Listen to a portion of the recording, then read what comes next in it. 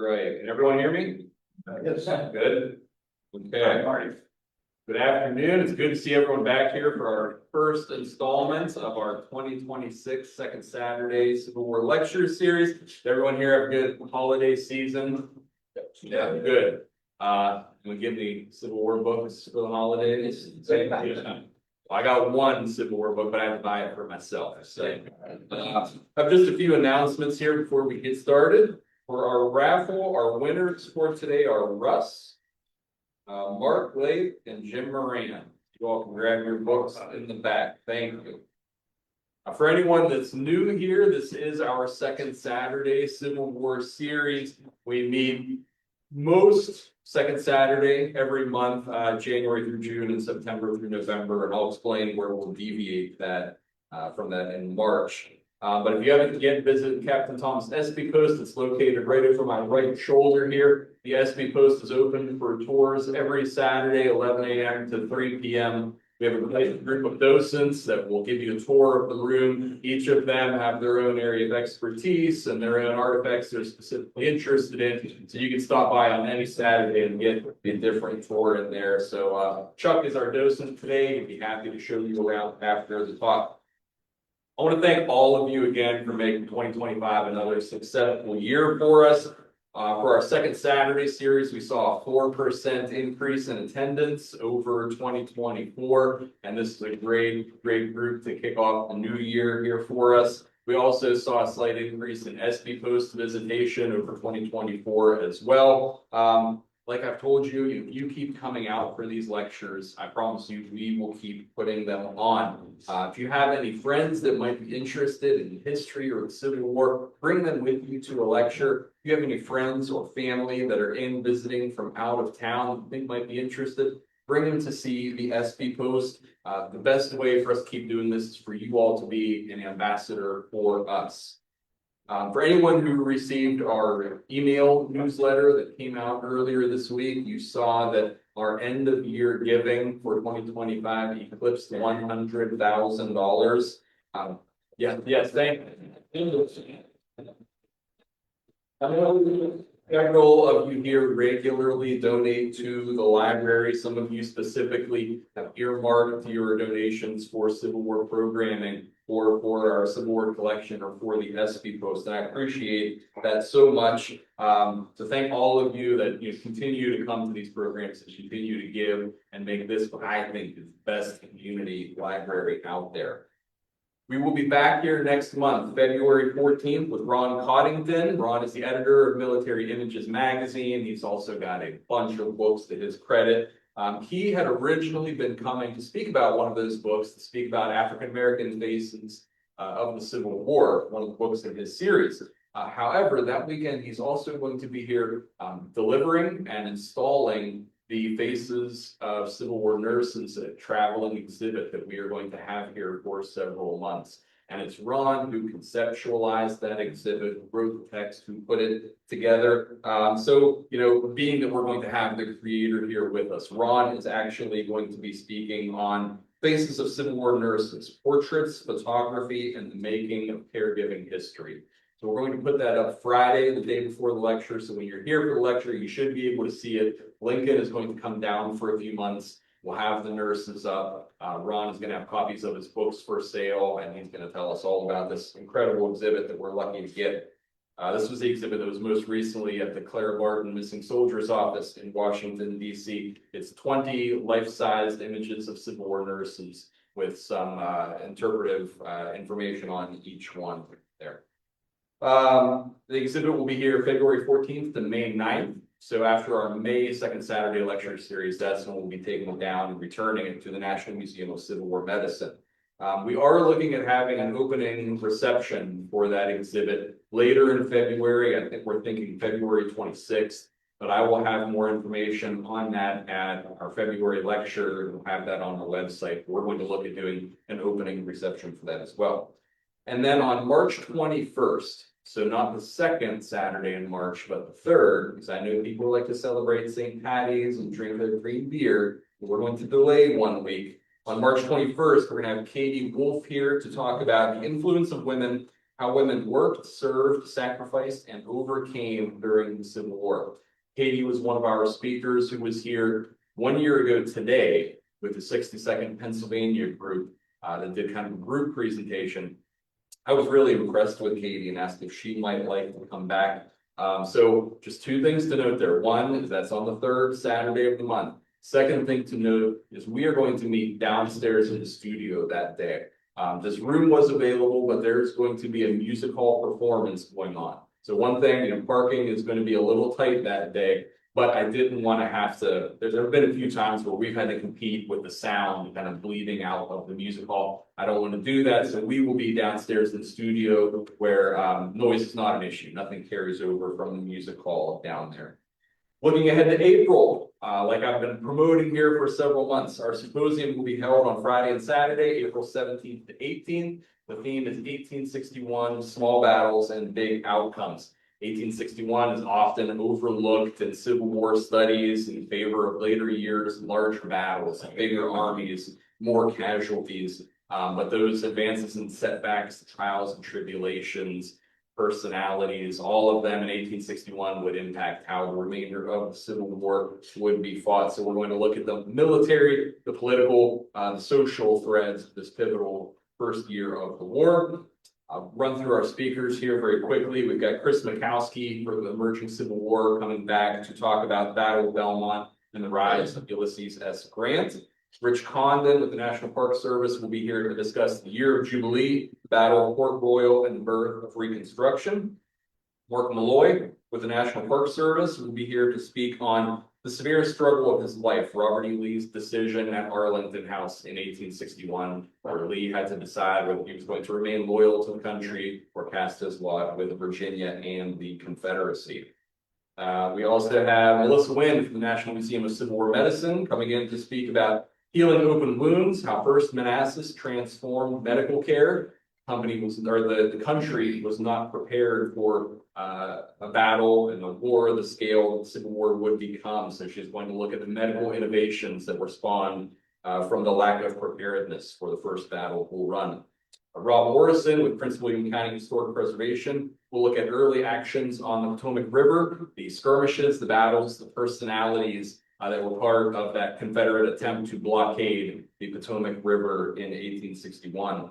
Ryan Quint with the National Park Service will speak on the Battle of Drainesville, December 1861. A lot of Pittsburgh soldiers, a lot of Pittsburgh personalities were there at this small battle. Ryan wrote an outstanding book on that battle that he will have here with him as well. And then Phil Spoggy. Phil's an editor at Military Images magazine. He's going to be speaking on arming the boys of 1861, the origins, differences, and challenges of arming Union soldiers. He's going to have about a dozen original firearms here from 1861 from his collection that he will have on display.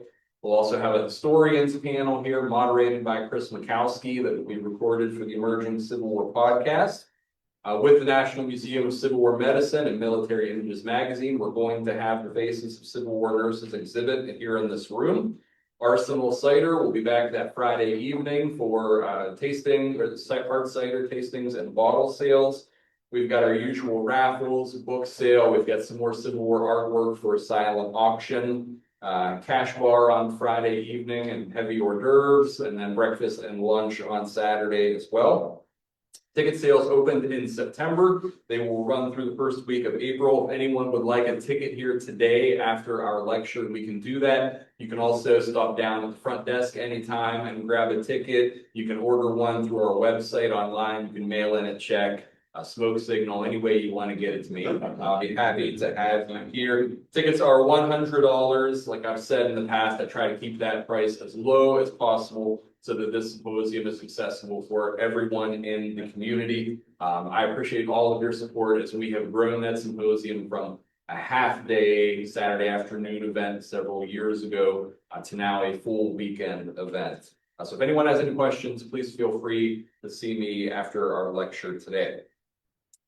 Now for today, Ron Kirkwood retired after a 40-year career in newspapers and magazines, including USA Today, Baltimore Sun, and the Harrisburg, Pennsylvania Patriot News. Ron edited national magazines for USA Today Sports. He was the NFL editor for USA Today Sports Weekly. and managed the Harrisburg coffee desk when the newspaper won the Pulitzer Prize in 2012. He has returned to his alma mater, Central Michigan University, as a guest speaker to journalism classes there as part of the school's first visiting professional series. Ron received the prestigious 2025 Batchelder Coddington Distinguished Book Award from the Civil War Roundtable of Gettysburg for his book, Tell Mother Not to Worry. While Too Much for Human Endurance is on the Gettysburg National Military Park's recommended reading list for anyone studying for the licensed battlefield guide. Yes, these books are that good. Ron does have copies with him for sale today, so I encourage everyone, if you haven't already grabbed a copy, you can pick one up after the talk here. So ladies and gentlemen, Ron Kirkwood.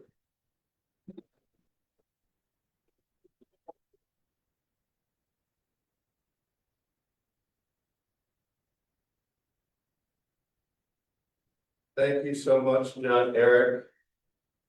Just want to check a pointer situation. Yes. Perfect. Thank you for having me at the lecture series. It means a lot. My ties to Pittsburgh started in 2000 when my daughter started attending Pitt. She graduated in 04, moved away to Boston for a couple of years, had enough of that. And came right back to Pittsburgh. I think it was more too much of the Patriots than anything. Came back here to Steeler land, and she even works concessions on Steelers games a lot, so she's happy. Sarah's here, son-in-law Chris, 3 grandkids are here. So because they're here, Barb and I are now here. We moved here about 3 years ago, and we spent a lot of fun time rooting for them and in the Woodland Hills School District, sports and theater and music. So it's good to be here. Now, let's talk about the George Spangler Farm. Well, before I do, if I cough a little, don't worry, you're fine, I'm fine. We're over a cold, this might cough just last. Apologies in advance. I argue in both these books that George Spangler owned the most important farm militarily in the Union's victory at Gettysburg. So we're going to look at that first. This farm was absolutely critical to George Meade's win, and I emphasize it in every single one of my talks. I'll follow that with some people stories from the 2 farms, the 2 hospitals on the farm, including the last 3 days, new research on the last 3 days, Confederate Brigadier General Lewis Armistead's life, which were spent on the Spangler Farm. So I'll talk louder and move away for a minute. Can everybody hear me? Yes. Yes, but Ron, can you try not to go too far from the podium because our Zoom mic is there on the podium. All right, I'll do it like this. This is the George Spangler Farm in 1863 in the red circle there. How many of you have been to the visitor center at the Gettysburg Battlefield? Almost everybody. That's it right there. So you can see, in fact, if you were to walk out that visitor center door, walk down this hill on the sidewalk, keep going on the sidewalk with the big parking lots on the left, walk to the end of the sidewalk and you stop and you get to the road, look both ways, safely cross the road, walk into the tree line on the other side of that road, welcome to the 1863 George Spangler Farm. That's how close they are.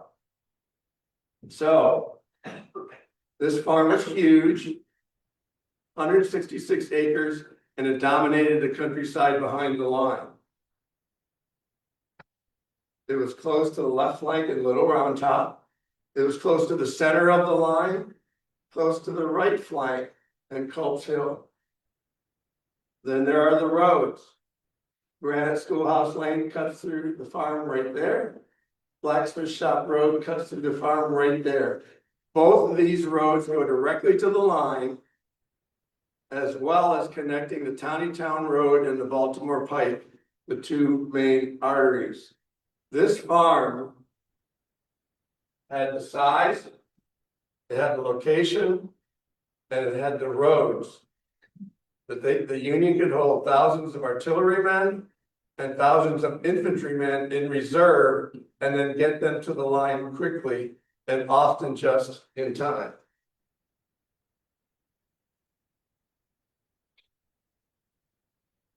This map shows how George Meade used the Spangler's farm, and you can see it is packed. Everybody who follows Gettysburg knows very well the story of Joshua Lawrence Chamberlain in the 20th Maine rushing to the line and then getting to Little Round Top just inside in time to help save that part of the line. What they might not know is he got there so quickly because he was resting on Spangler Farm all day right here, right behind Little Round Top. So the 5th Corps is there all day. They get the orders late in the afternoon to get to the line. Some of them run down Granite Schoolhouse Lane. Some run down Blacksmith Shop Road. And here's a local connection. Also on and next to the George Spangler Farm on July 2nd, all day long, 155th Pennsylvania from Pittsburgh. They left Spangler to fight at Little Round Top. 62nd Pennsylvania from the Pittsburgh area. They left Spangler and they went to the wheat field and Rose Woods. 9th Pennsylvania Reserves from the Pittsburgh area left Spangler, fought at Little Round Top. 11th Pennsylvania Reserves from Westmoreland and other Pittsburgh area counties. They left Spangler and fought at the wheat field. 12th Pennsylvania Reserves from Westmoreland County and all over the state left Spangler and fought at Big Round Top. You folks have a lot of connections already so far in this talk on Spangler. So the 5th Corps wasn't gone long, and the 6th Corps moved in. Right there. They weren't there long before they got the orders to get to the line, and they rushed down Granite Schoolhouse Lane. Later the night on July 2nd, a division of the 12th Corps left Culp's Hill up here, and they rushed down Granite Schoolhouse Lane to the line. George Meade had his main street at Gettysburg, and it was a rutted little farm path that someday would be called Granite Schoolhouse Lane. So the 11th Corps Hospital that I'm going to talk about today, right here, down around the barn and the house.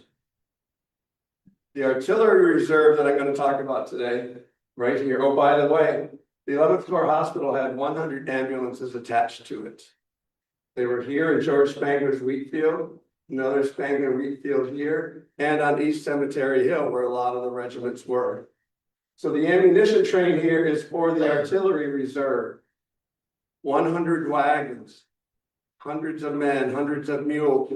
They supplied all of the reserve ammunition for all of the Army of the Potomac batteries. So there was constant traffic here.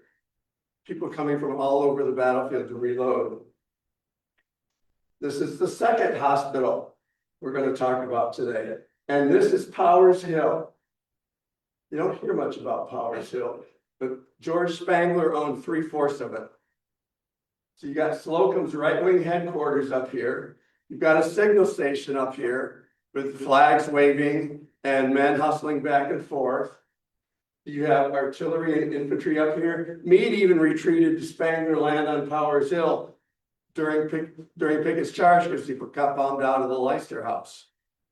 He left, he wasn't there long, but he left and he came back on the morning of the July 4th, and he made his army headquarters on the George Spangler Farm.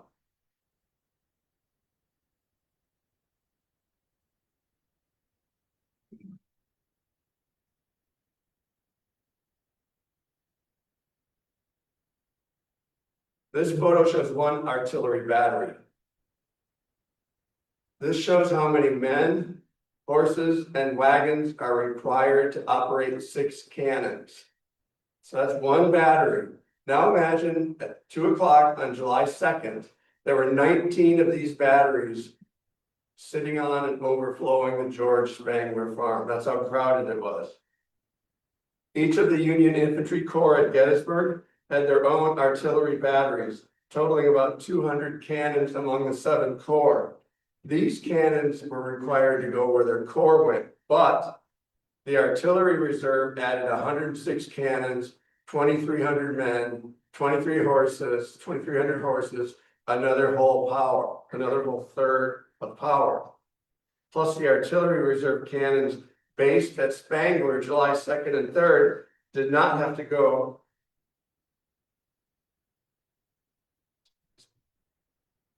They didn't have to go where a corps went.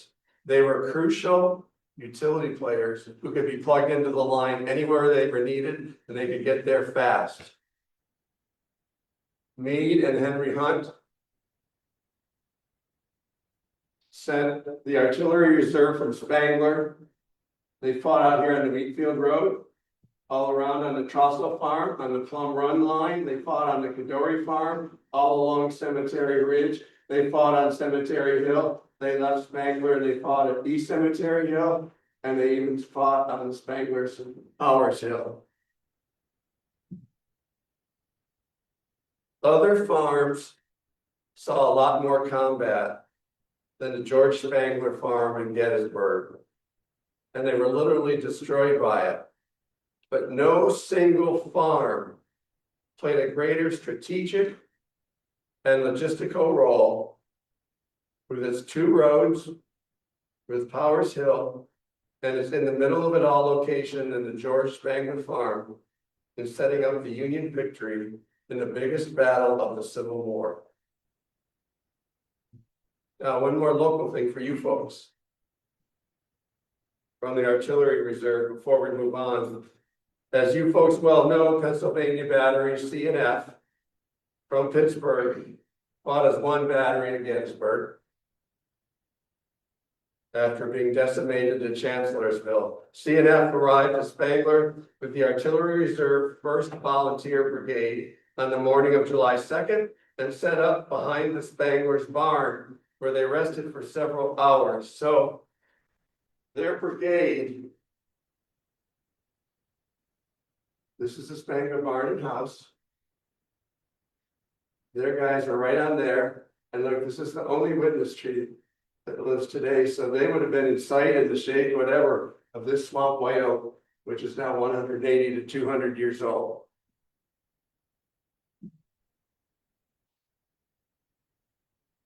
C&F left Spangler in mid to late afternoon to what is now the Wheatfield Road near the peach orchard.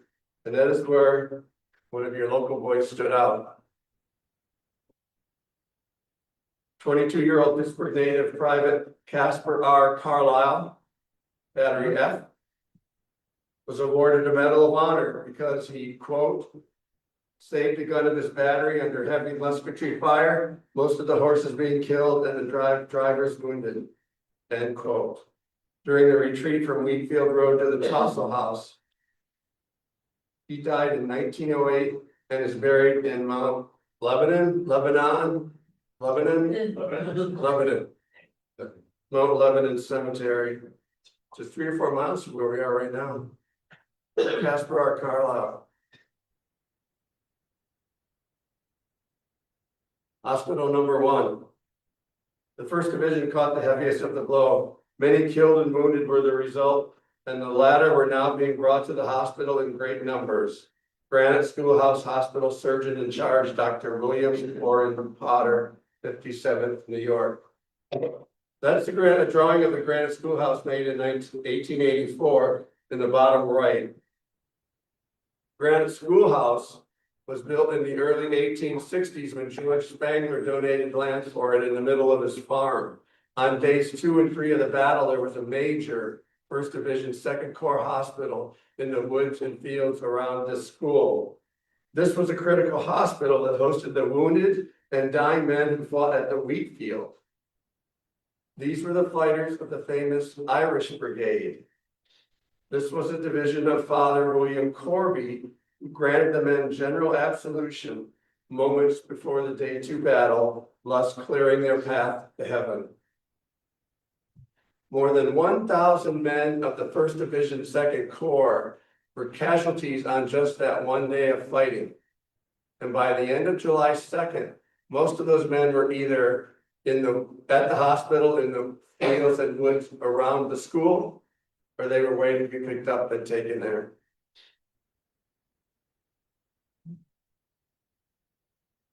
Chaplain John Henry Wilbrand Stuckenberg of Erie in the 145th Pennsylvania said, "Our hospital was at the foot of Powers Hill. I found the wounded scattered around in all directions, some lying on blankets, some on straw, a few on stretchers, others on the bare ground. Private Erastus Allen of Company G, shot through the abdomen, suffered terribly. Some of the intestines protruded through the wound, and some of their contents would occasionally flow out, producing a horrible stench. It was very evident that our regiment had again suffered severely." 2 Pittsburgh soldiers who continue the description of this hospital. First Sergeant Benjamin Franklin Powelson, shown at left, age 22, of Washington County and 140th Pennsylvania, said, "Through much of that night, I assisted at the hospital. I held the arm of Lieutenant Isaac N. Vance while his hand was amputated. That to me was the most dreadful night." Private Robert Stewart of Murrysville, where Barb and I happened to move when we came here 3 years ago. And he was also of Westmoreland County, happened to be in 140th Pennsylvania from Washington, Mercer, Greene, and Beaver counties. He said, "Those who could care for themselves sat or lounged on the ground at the foot of a tree or beside a great rock, but the larger number were lying on their backs in long rows with pillow or shelter, without pillow or shelter. For as yet, the hospital supplies somewhere in the rear had not arrived. Oh, the horror of the carving and the heaps of human legs and arms on the ground at the ends of the tables, and the pallid faces, the smothered moans of anguish which could not be repressed." The 140th Pennsylvania suffered by far the most verified wounded at the 1st Division's 2nd Corps Hospital with 101 men. As with all regiments, there were undoubtedly many more not recorded. Brigadier General Samuel K. Zook was mortally wounded on near the Wheatfield Road on July 2nd. That marker there shows where he was wounded. He was taken to the Granite Schoolhouse, placed on a table, and the wound in his chest was so large that a surgeon could see his heart beating. They told him they couldn't do anything for him, and they took him to a house farther behind the line, and he died there on July 3rd. Colonel Cross of the 5th New Hampshire died the night of July 2nd in a field next to Granite Schoolhouse after being mortally wounded on the opposite side of the wheat field from General Zook. Cross Avenue between Devil's Den and the wheat field bears his name. The monument on the bottom right of the page is to Cross and his fighters. Zook and Cross both predicted before Gettysburg that they would die in this next battle. Sadly, predicted correctly. There's our Murrysville kid again. The proximity of the Union line of this hospital offered great benefit in rushing wounded there quickly from the Wheatfield area, but it could not protect these men or surgeons and nurses from the Confederate artillery overshots that pelted the hospital prior to Pickett's charge on July 3rd. After only 24 hours, this hospital had to be moved from Spangler to safety farther behind the line. Private Stewart described the hospital's frantic evacuation from Spangler. For a few moments, the confusion and distress which prevailed was terrible beyond expression. Those who could move were crying out for help, and many who were partially disabled were attempting to drag their maimed or helpless limbs as far as possible from the immediate danger of the plunging shot and shell. Surgeons estimated this hospital had about 800 or more patients. My research shows, thank you. My research shows about 700, and in this book I have listed the names of all 700, their wound, and their regiments. So that's to tell mother not to worry.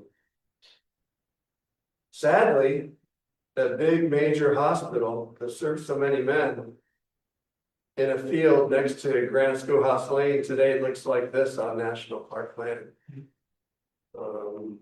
It's an unmaintained, unmarked, ignored, overgrown woodlands, and difficult and even dangerous to enter because of the thick vegetation that you see and rough terrain.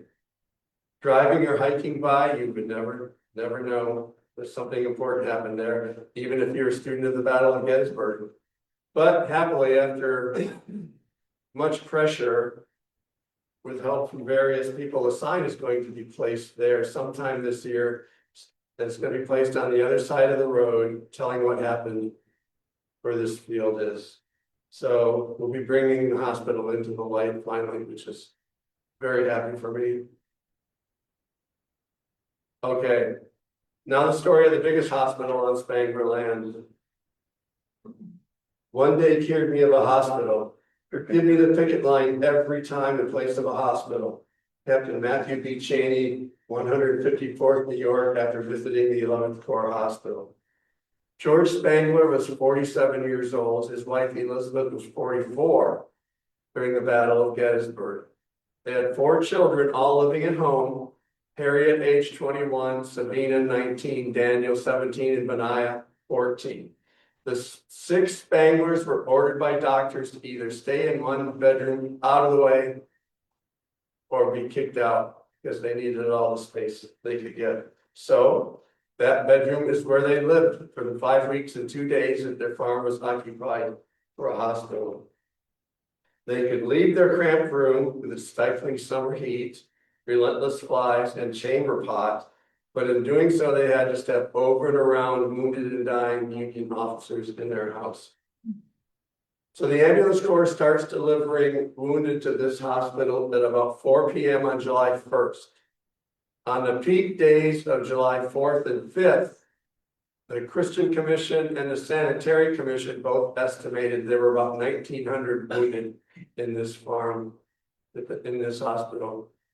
My research indicates that only about 50 of those 1,900 men were Confederates. Dr. Britton, Spangler surgeon Dr. Britton of Westchester. He said, the wounded soon began to pour in, giving us such sufficient occupation that from the 1st of July till the afternoon of the 5th, I was not absent from the hospital more than once, and then but for an hour or two. Excuse me. 4 operating tables were going night and day. I never wished to see such another sight. For myself, I think I never was more exhausted. Civil War hospital conditions were so filthy and disturbing that most doctors became dangerously ill. Spangler surgeon Dr. Henry Van Arnhem, 154th New York, for example, suffered at the 11th Corps Hospital with chronic diarrhea, which was aggravated if he ate the wrong foods, drank bad water, stood too long, or sat too long. Yet he worked through it all somehow. Van Arnhem was hospitalized by this in 1864 and suffered from chronic diarrhea for the rest of his life and eventually had to be confined to bed.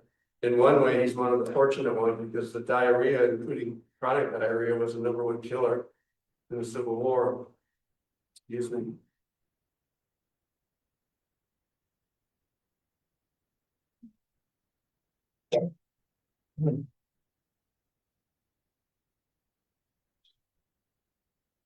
One surgeon estimated there were 500 people, wounded men crammed soldier to soldier, shoulder to shoulder in this barn. The hospital worker guessed 400. No matter the number, all of this hospital was horrific and all of this barn was horrific. But it was the worst under the floor bay. Right there, that little 7-foot overhang. Where the amputations took place, and just inside that front wall in the stable, where many of the worst cases awaited surgery amid cries of agony, smells of infection, body fluids, and human feces. Cries and screams in the barn could be heard 50 yards away in the Spangler's house. Hospital workers covered their head with a pillow at night in an attempt to try to get some sleep. Nurses read scripture and prayed with the men in an attempt to help send them on their way. Outside in the Spangler fields, the Army didn't provide enough hospital tents or bedding or food or clothes for the first several days because Generals Meade and Hancock banned hospital wagons to Maryland, keep the roads clear for fast troops movement. Spangler hospital worker Corporal William R. Kiefer of the 103rd Pennsylvania said hundreds were lying with but feeble, or in most cases with no shelter, exposed to a cold, incessant rain against the sides of the barn and in an orchard adjoining the sheds. Their moans were heard in every direction, and with a lantern I moved about from one to another during the long hours of the night. I searched in vain for blankets to cover the suffering and dying. Here's a closer look at the forebay where I mentioned the surgeries and amputations. Took place in front of the Spangler's barn. Their doctors had more light and fresh air away from the smells and crowds inside the barn. A surgeon could finish an amputation in 5 to 15 minutes, depending on the size of the limb, and then move immediately to the next operation. No washing required of bloody or germ-infested hands or bloody equipment, because they didn't understand how proper sanitation could prevent infection and reduce the spread of disease. A surgeon approaching total exhaustion here called the work too much for human endurance. Private William Southerton, age 19, 75th Ohio, from near Cincinnati, said, "At the doorway, I saw a huge stack of amputated arms and legs, a stack as high as my head, the most horrible thing I ever saw in my life. I wish I had never seen it. I sickened." Amputated limbs were loaded into a wagon and then taken out into a distant location and buried. A soldier from the 17th Connecticut happened by, and he tells us what he saw. "We passed a corner of the barn. Then I noticed 2 large barrels that stood close to the roadside. Curiosity prompted me to look into them. I was horrified to find them filled with human limbs, arms, legs, hands, and feet that had been amputated from the bodies of the brave boys in blue, that their lives might possibly be saved. I turned away with a shudder. Such is war.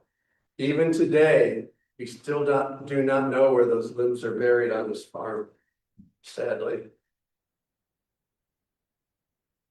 This is in honor of an exhibit that John Eric has coming up next month. The Faces of the Civil War exhibit goes on display here February 14th and May 9th. So because of that exhibit, I want to talk about 2 female nurses today who played critical roles at the George Spangler Farm. Marilla Hovey and her 17-year-old Frank traveled with her husband, Dr. Bleecker Lansing Hovey of the 136th New York, and she was always one of the first to reach the hospital during a battle, but sadly, as you can see, no photos of Mrs. Hovey have been found. The Hoveys are the only surgeon's family known to have traveled together during the Civil War. Mrs. Hovey nursed the wounded and wrote home to family members of the dead and dying. She was able to go into sort of an autopilot mode and look past their terrible wounds and suffering and hold the hands of dying soldiers and talk to them in a desperate attempt to get their mind off their agony and their situation. In one letter from Spangler, Mrs. Hovey informed the family of their son's death and told them, "I have had a good deal of care of him and called him my soldier boy and tried to take the place of mother, sister, and friend. I think I never had such a trial parting with one that I had no more acquaintance with. The Hovies worked at the 11th Corps Hospital the entire 5 weeks and 2 days it was open. And then when the hospital closed, they returned to New York for 3 weeks to recover from what they had been through. Nurse Rebecca Lane Pennypacker Price. Yeah, there she is. She was from Phoenixville over by Philadelphia. She rode to Gettysburg from Baltimore on a bench in a cattle car, railroad cattle car in the middle of the night with donations shortly after the battle, then went to work as an unpaid nurse at Spangler. She said, the sad scenes would fill a volume. So many times at night, I lay on my stretcher weeping instead of sleeping. Captain Augustus Vinyos, right there. 107th Ohio was wounded on July 1st on what is now Barlow Knoll. Gangrene developed and his right arm was amputated above the elbow at Spangler. Mrs. Price nursed him from near death until he was well enough to take a train home to Canton.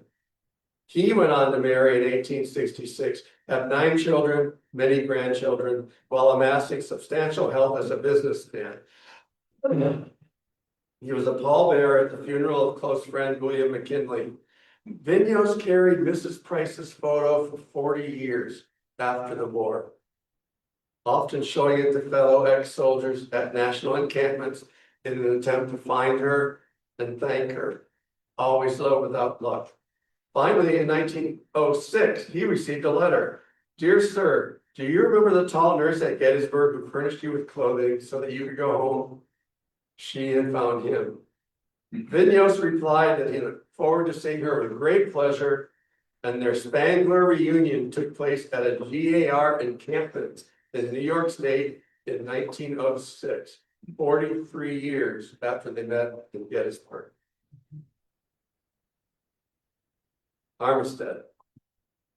Veteran Brigadier General Louis Armistead arrived at George Spangler's Farm Hospital after Pickett's charge on July 3rd, sometime between 4 and 8 p.m., depending upon the source. Armistead arrived in an ambulance. He was removed on a stretcher, placed on the ground next to the ambulance and near the barn. 11th Corps Hospital workers, Private Emery Eatland and Private Edson Ames of the 154th New York described Armistead's appearance as pretty bloody and covered with blood. Sweetland heard Armistead as he lay on a stretcher say, "You have a man here that is not afraid to die." So the Spangler's property was a shoulder-to-shoulder mass of chaos, agony, weeping, and moaning when Armistead arrived. Many wounded from Pickett's charge were pouring in, as overwhelmed surgeons desperately tried to find who could be saved with immediate attention. Even so, the arrival of the Confederate general attracted a large crowd of gawkers around his stretcher, circling Armistead. The crowd was eventually broken up when Dr. Van Aerden of the 154th New York arrived at Armistead's side and ordered that he be carried away for treatment.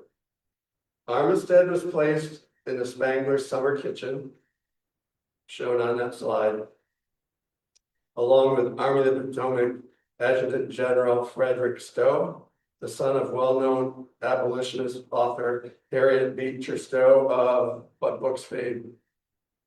That was too easy of a question. Spanglers didn't have a kitchen in their house, so they did their cooking, baking, canning, etc. in their summer kitchen. That little building hosted the 2 most famous men in this hospital. And this is some of the new research that I didn't have in the first book. That Confederate floor that I placed, Confederate flag that I placed on the floor is the exact site that Armistead was laid when he was brought to the hospital, right inside the door of the kitchen. That's also where he died on July 5th. Despite Armistead's special treatment, as everybody else is outside and the tents are crammed into barns, they're not even in anything, Despite Armistead's special treatment at the hospital as a well-known Confederate general, First Lieutenant Thomas C. Holland of the 28th Virginia was unhappy with Armistead's care.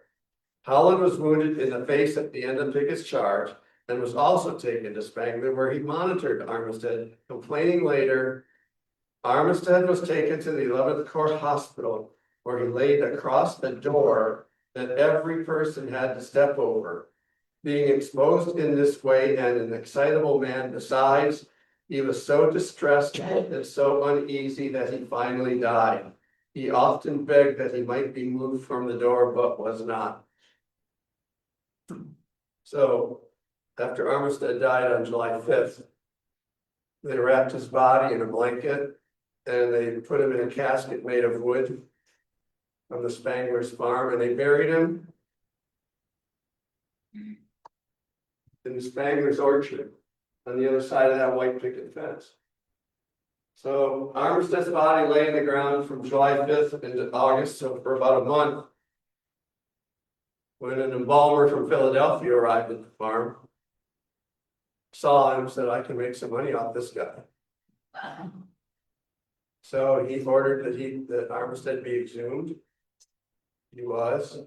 He embalmed him, his body, in whatever condition he was in after that month. Had him placed in a fine, expensive casket and reburied.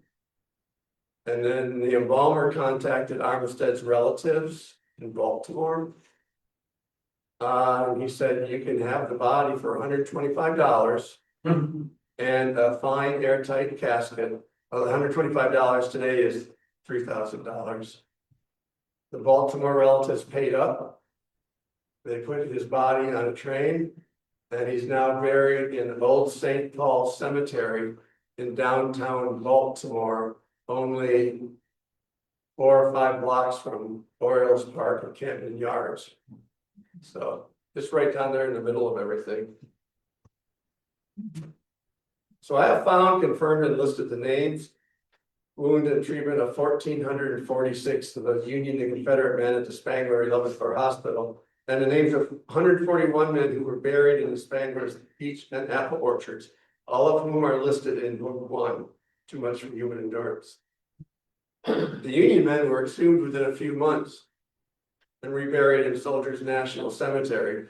Confederates had to wait there until money could be raised in the South in the early 1870s, and they too were exhumed and moved to cemeteries all across the South. Armistead is one of 5 Confederates known to have been buried at the George Spangler Farm. Many soldiers didn't tell the whole story of the seriousness of their wounds in letters home from Spangler, because they didn't want their family to worry, and in most cases they were worried about their moms and their wife worried. Sergeant Henry Seas of the 82nd Ohio, of Central Ohio, wrote to his brother from Spangler, "My leg was amputated just above the knee. I stood the operation very well, being under the influence of chloroform. I am very well cared for and in a fair way to get along well. I hope mother will not worry herself about me." But he died a week after he wrote that letter home. Private Daniel H. Purdy, not pictured, age 21, 17th Connecticut, had someone write home from him from Spangler saying, "Tell mother not to worry and take good care of the children." Private Purdy died a couple days later. In addition, Private George Nixon, you can't see the writing here, it's Private George Nixon. From the 73rd Ohio, from south of Columbus, died at Spangler. He would become the great grandfather of President Richard M. Nixon. That's him right there. And I'm convinced, I mean, he was renting a farm and he had 9 kids and he just enlisted just to make some money to support his family. And he died in the cause. Next to him is First Lieutenant Thomas Wheeler. He is 25 from the 75th Ohio. He spent almost a month at Spangler. And as he deteriorated, his parents came from Ohio and held his hand and stayed with him. On his last day, they called for Mrs. Price, who we talked about a bit earlier. Mrs. Price sang Rock of Ages to him as he died.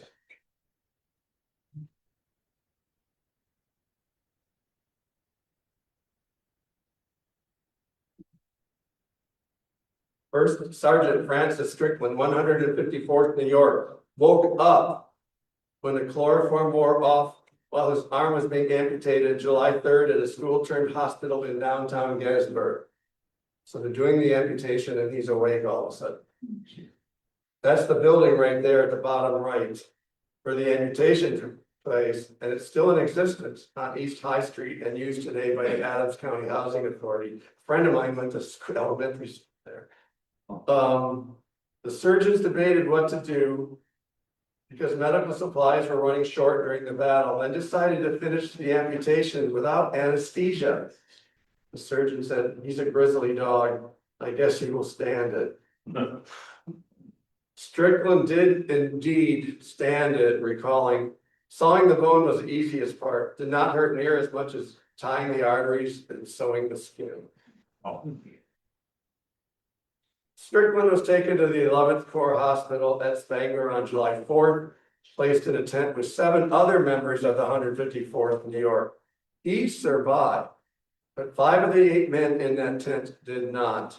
And Strickland died young at age 45 from lung disease, at age 49, at lung disease that he first contracted in the Civil War. Another 154th New York soldier in that tent, Private John Paul, died July 12th at Spangler. After his death, his wife Elmira said, "My troubles seem without end."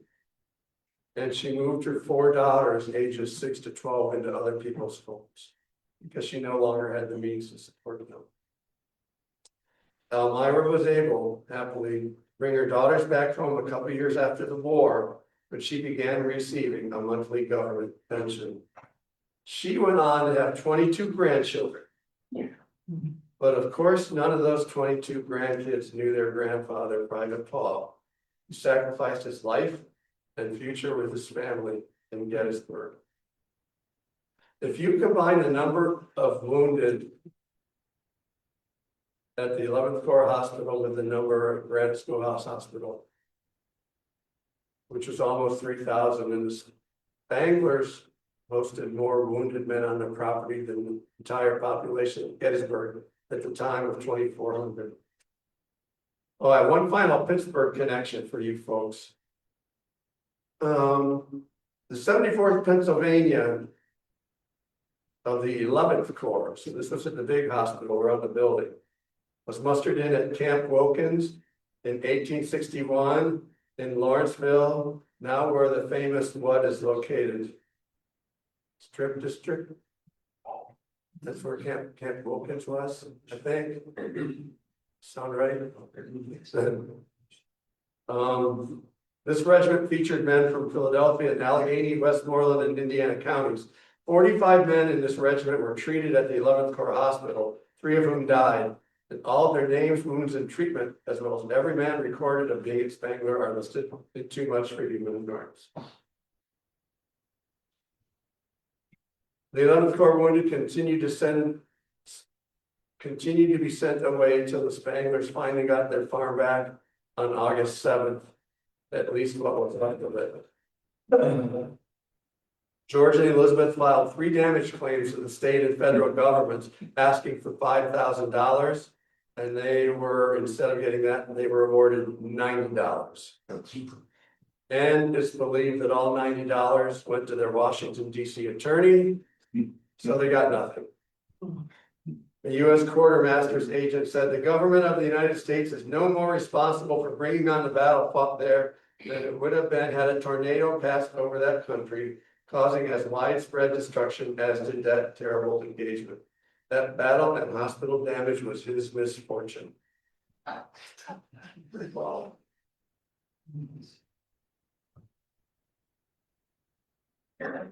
I looked for a picture of George and Elizabeth Spangler for 6 years. Failed miserably. Published the first book without their photos.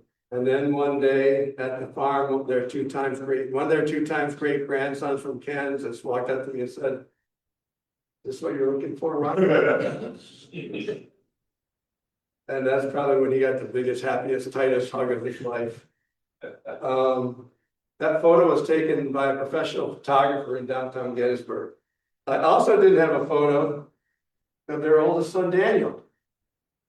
And then another Spangler descendant came up to me and said, here's your Daniel photo you've been searching for. Another big hug. Daniel moved away after the Civil War. The East Coast was too crowded for him. So he moved to Kansas and became a big property owner in Kansas. This is Daniel on his wedding day with his wife Effie in Enterprise, Kansas. So George and Elizabeth moved off the farm in the 1870s onto a little farm that they bought next door. And their youngest son, Benaiah, took over the farm, living on it and running it. His wife Sarah and his only daughter Mary Elizabeth. During the battle, this was the size of the house right there. But you know, obviously it was so destroyed by having a hospital there when they were cleaning it up, they just decided to add this part of the house. This is their smokehouse where they smoke their meats, their outhouse. This is the summer kitchen where Armistead died, the great barber on it, the baking oven. So it came back, this was taken 25 years after the battle, it came back well.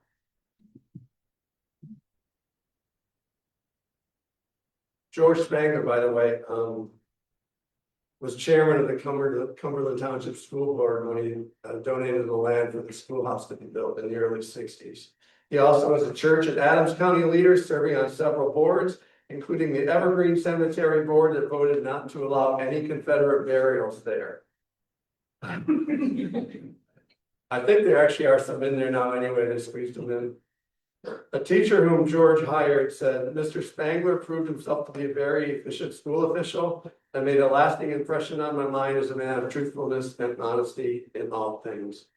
All 6 Spanglers went on to long and productive lives, though I'm sure those horrific 5 weeks and 2 days of their farm's occupation were never far from their thoughts. Every single person in these 3 photos is a descendant of George and Elizabeth Spangler. And I did not know a single one of them when the first book came out, so I sat down and started doing genealogy, and there they are. A few of the Gettysburg descendants of George and Elizabeth literally grew up next to the battlefield and didn't know they were related to the farm. Even the Gettysburg police chief didn't know he was related to the farm. Our biggest descendant gathering was this one in June of 2022. Descendants traveled to this gathering now that they knew from California, from Kansas, from Illinois, Kentucky, South Carolina, Maryland, Pennsylvania, New York, and Vermont. There were 2 to 5 times great grandkids. There was a 90-year-old and there was a 7-month-old.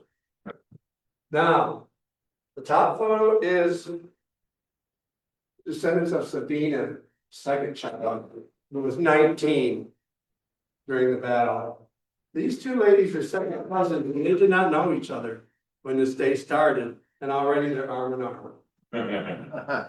This gentleman is a 2 times great grandson of the Spanglers. He is very wealthy, and he has a foundation out in California.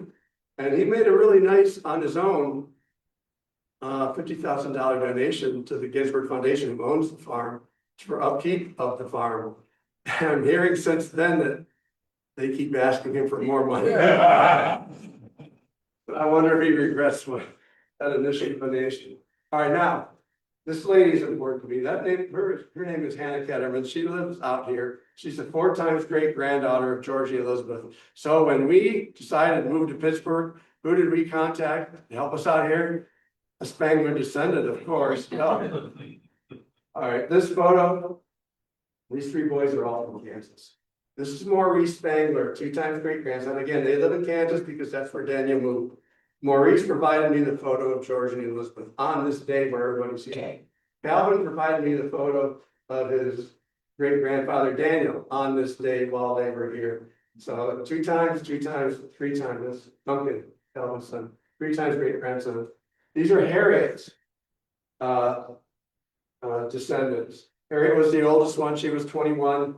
This a mother and daughter are 3 and 4 times great granddaughters of George and Elizabeth. And once I told them that they were descended from the farm, of all these people, they were the first 2 to come to the farm. They were there within a couple of days. They really wanted to see the place. So it's been fun. It's been a great experience meeting them. It's one of the highlights of me doing these 2 quotes. Naya sadly, the youngest child, has no descendants today. He only had 1 child, Mary Elizabeth. She only had 1 child. He died young. So when Mary Elizabeth died in the 1960s, that was the end of Anaya's line. All right, as we wrap this up. I also did genealogy on some of the soldiers who died at the 11th Corps Hospital.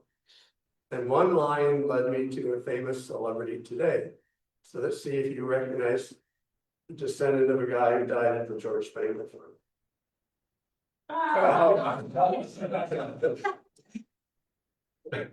Good old Woody. I don't know if I didn't know if he cared or not, but I wanted to tell him.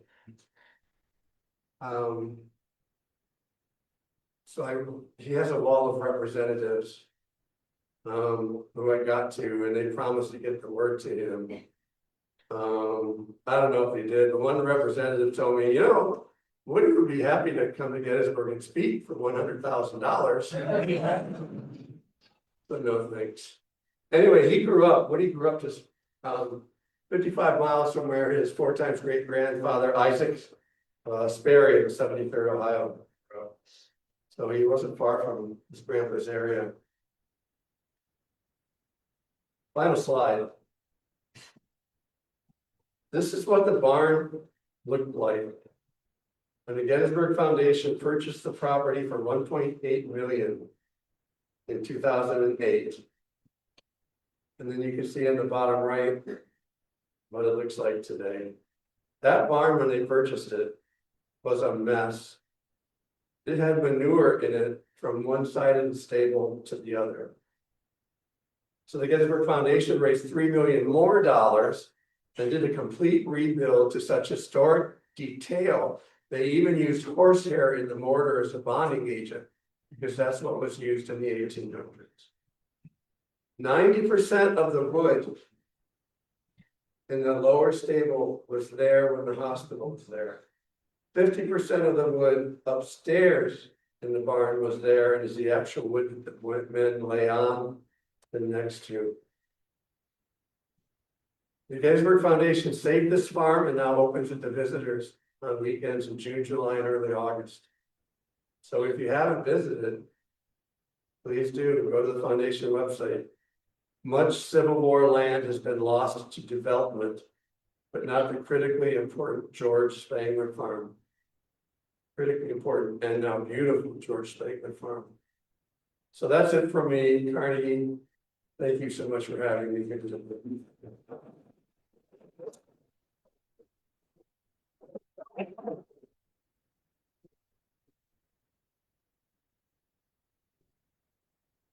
Before we go into questions today, I have one other little thing.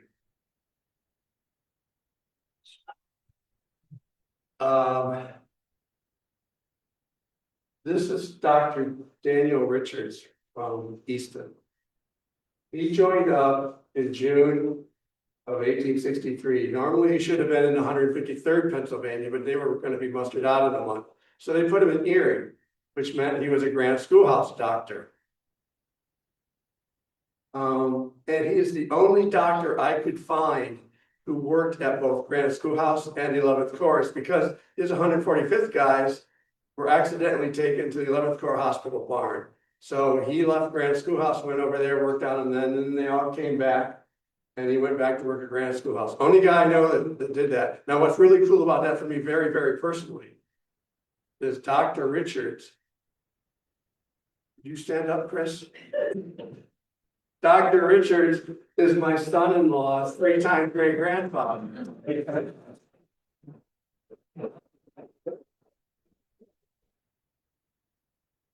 These are Chris's 3 beautiful my 3 beautiful grandkids from Chris.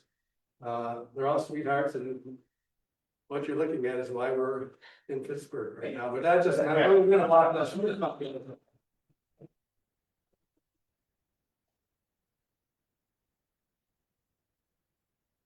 Anybody have any questions?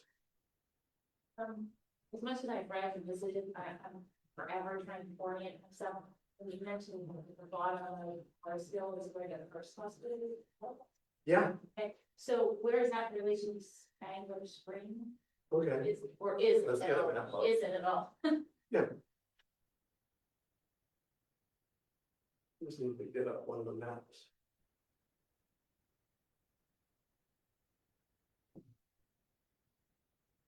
Um.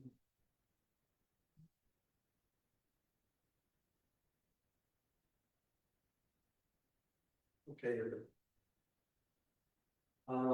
Howard's Hill is right here. The hospital is right here under the hill. Spangler Spring is up here. On Culp's Hill. Now that's Abraham Spangler, that's George's dad. In fact, George Spangler's land comes down to here. Look how close it is to the Round Tops. What meets the northern boundary of his land is Abraham's land. Goes all the way up to the Evergreen Cemetery. So the Spangler boys owned all that land behind the line. But and Abraham even owned where the spring was over here. So that's Abraham. Thank you.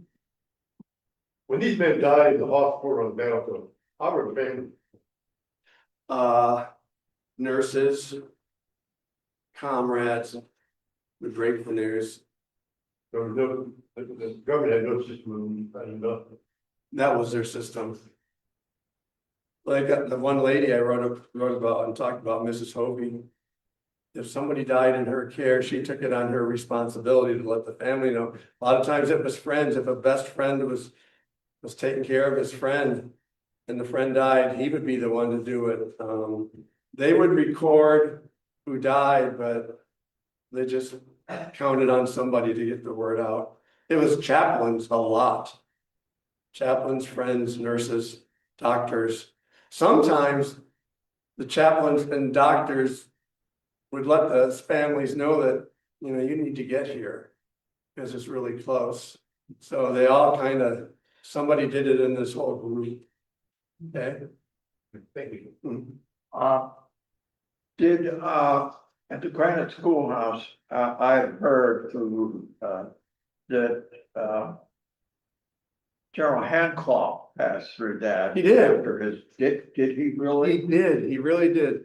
After he was wounded, he refused to leave the field forever because he felt he had more instructions to issue.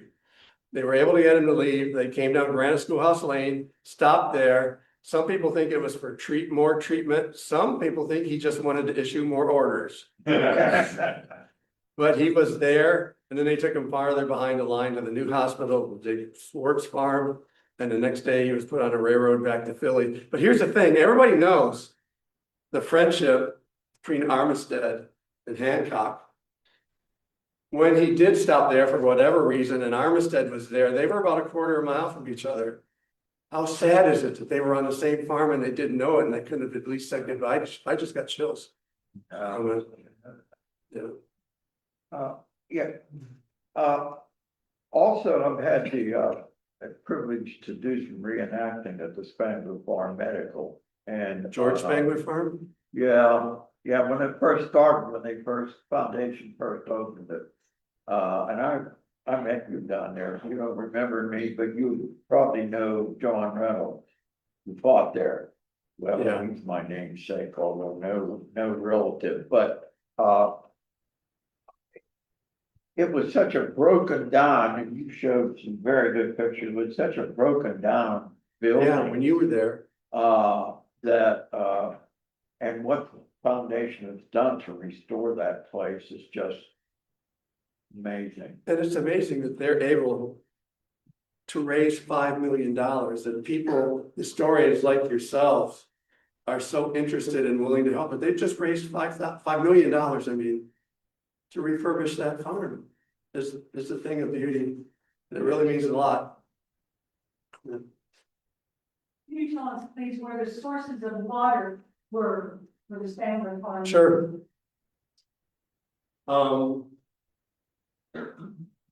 There's a stream right here. Outside the summer kitchen was a well. It went deep. They had a well right between the summer kitchen and the house, and that would have been a primary one. There was a pond here. There was a stream over here, but what I think they did, I don't think this well here could have lasted too much. Couldn't have lasted long. If you go out to Spangler Lane, you can't see it now, but there's just woods. If you keep going, there was a lane that went through those trees back then, and within a quarter mile, you're at Rock Creek. Not far at all. So they had a lot. That's why they chose this farm, because of all the water.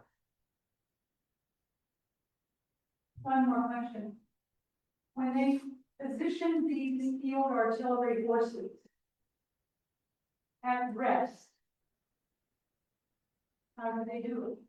How did they put them at rest? How did they physically position all of those horses? Got me. I didn't study that.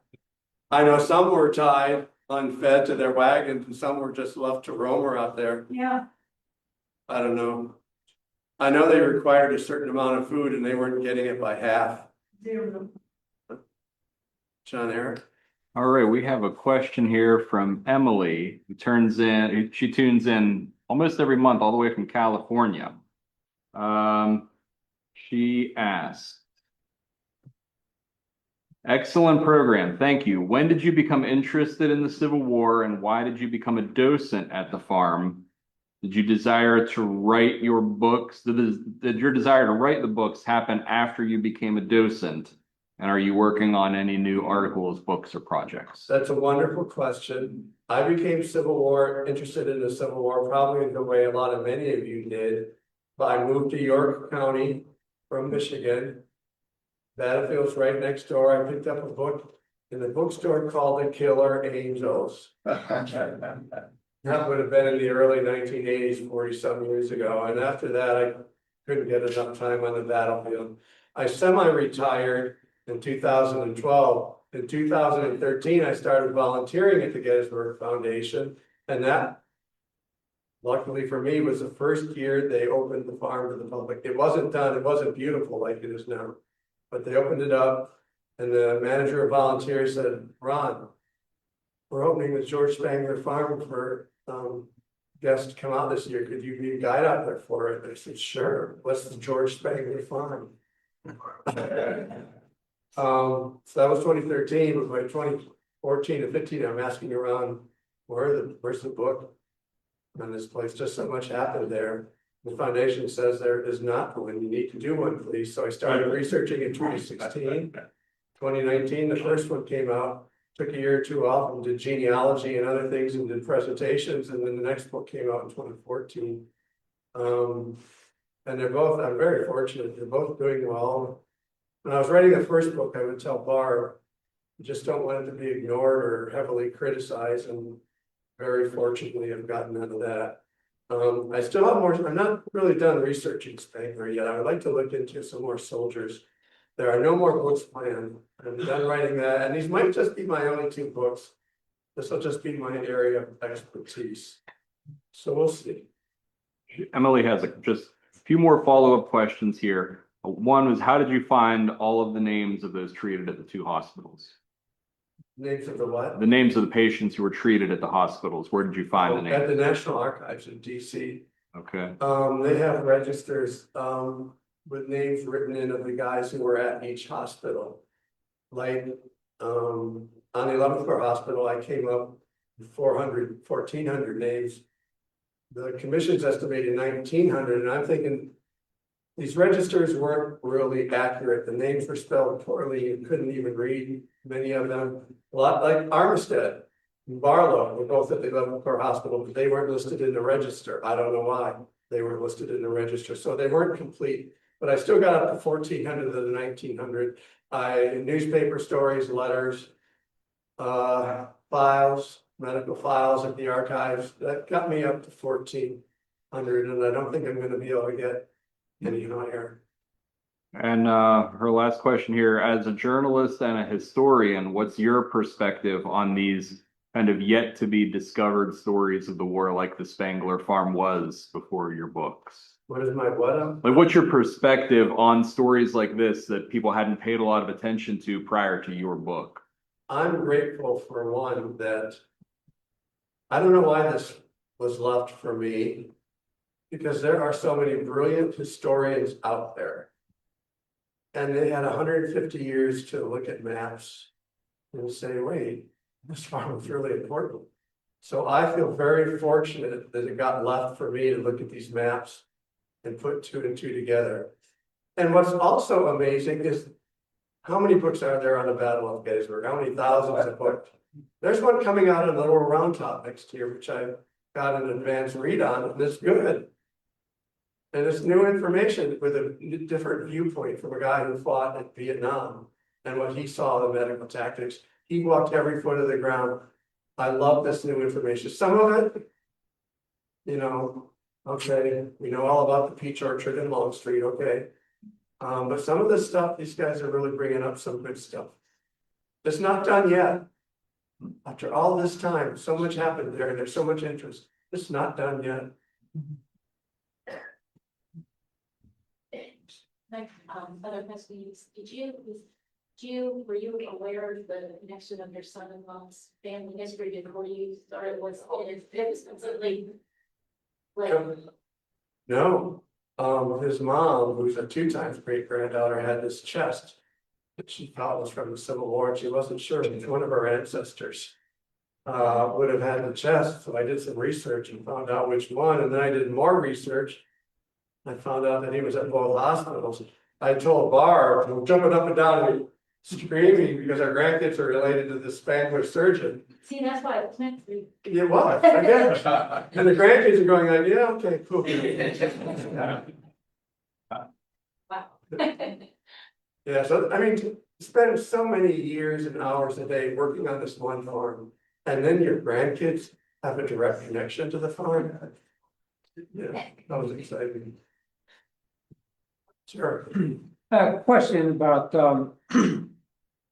a couple times recently I came across a Civil War veteran that maybe died about 20 years after the war of disease contracted during the war. Yeah. What type of disease like that? I mean, it doesn't sound like Anything, they're just done, blood poisoning, poison. anything, they could get tetanus. I had guys who were shot in the war, and they died like in 1969, it was just exhaustion. Their lack of treatment of these bullets and artillery balls, it just wore them down, they didn't know how to fix it. And so he was able to live 6 years after the war. The exhaustion's a big part of it. If you've already got chronic diarrhea, you're not healthy, any number of illnesses are gonna get you. A lot of the guys in the Spangler barn didn't die exactly precisely of their gunshot wound in their arm. It was the blood poisoning and the gangrene that got them later on, which is why they did all the amputations to stop the blood poisoning and the gangrene. And sometimes they came back. Sometimes an amputation didn't take and that killed them.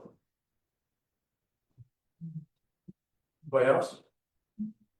All right, oh, one more. Business comment, but one great job in presentation. I really appreciate it.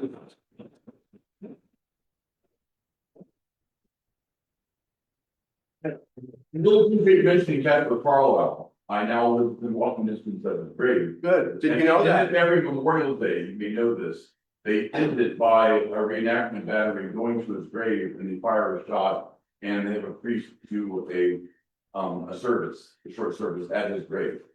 That's Right behind the Catholic Church. So, but it's worth if you're ever down in South Old. Just follow it into the back, loop around the back left.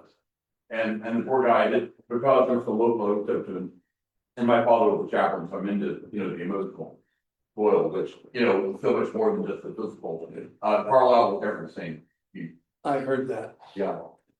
And he was in the same battery as the 9th Massachusetts. And they had to retreat by prolong. And that's when all your horses are dead. And you've got 4 cannon pieces or however many, and you got to pull them back to safety. And they'd fire and it'd bounce back 5 yards and then pull it and get it back a couple more yards, fire again, keep going. That's probably what he did, because that's what they did at the Trussell Farm, and I think that's what he did too. It's not recorded, but I'm betting that's what happened. But if you go to the Spangler Farm and you want to see this local guy from Mount Lebanon, go find the witness tree behind the barn. Or just stand on the top floor of the barn and look straight out, and that's where he was. All right, thank you, everybody.